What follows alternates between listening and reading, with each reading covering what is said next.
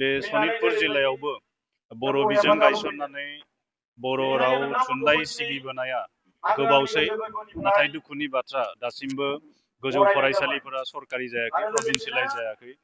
बर'फोरनि गेजेराव मोनथाम जोंहा सरकारजों सुक्ति जानानै थांबाय।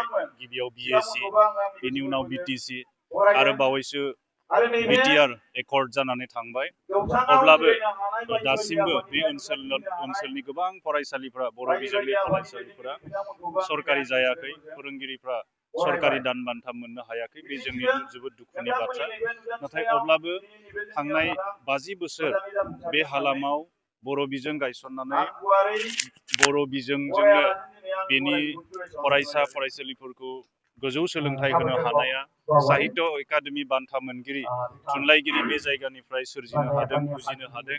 आरो बेजों लोगोसे जोंनि बर'नि जेसेबां माहारियारि आफादफोर दङ, बेनि गोख्रों मावथिफोर बे जायगानिफ्राय ओंखारदों।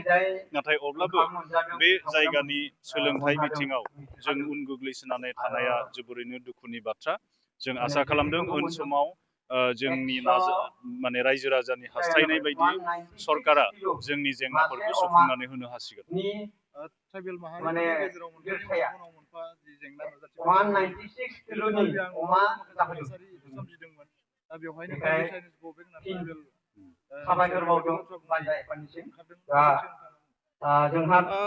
सा सानजा भारतनि ट्राइबेल जि माहारि दङ, बिसोरनि आलादा सिनायथि, हारिमु, राव गासैबो दङ।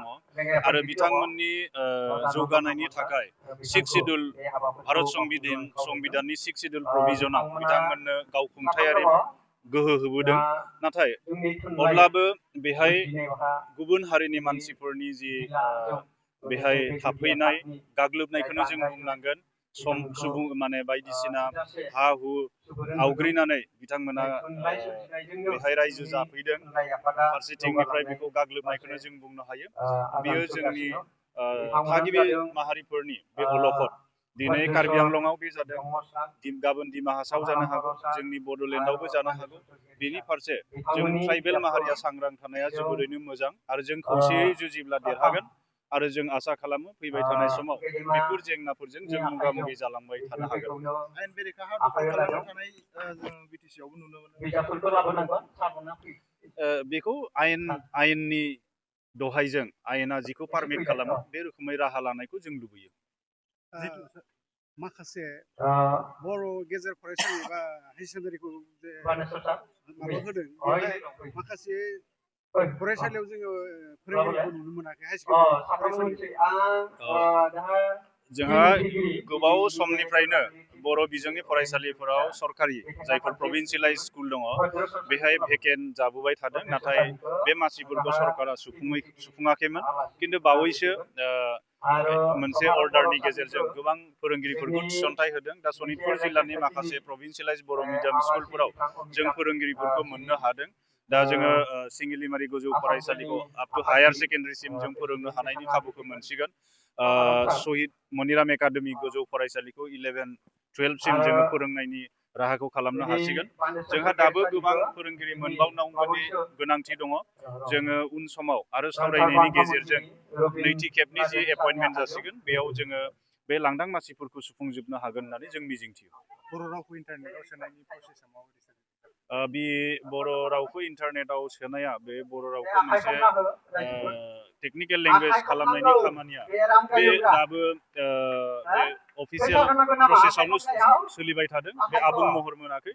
जों आसा खालामदों उन समाव बेयो मोनगोन। दा मा होनना बुंगोन बेखौ, जे बर' रावा बावैसो भारतनि संबिजितखौ बर' रावजों जों मोननो हाबाय। बे गभर्नमेन्ट अफ इन्डियानि मोनसे जोबोद बाख्नायथाव इनिसियेटिभ जादों बे। आरो भारत सरकारा जुदि बेबायदि आरोबाव गोदान पलिसि लायोब्ला, अब्ला जों थाबैनो जों बर' लेंगुवेजखौ मोनसे आबुङै टेक्निकेल लेंगुवेज महरै जों गायसननो हागोन। सनितपुर जिल्लानि खैलाजुलि हालामनि बे लकेश्वर ब्रह्म गोजौ फरायसालिनि गेलेग्रा फोथाराव सनितपुर जिल्ला बर' थुनलाइ आफादनि 54थि बोसोरारि जथुम्माया जागासिनो दङ। आरो बेहाय गाहाय आलासि महरै बाहागो लाफैनानै आं जोबोरैनो गोजोननाय मोनदों।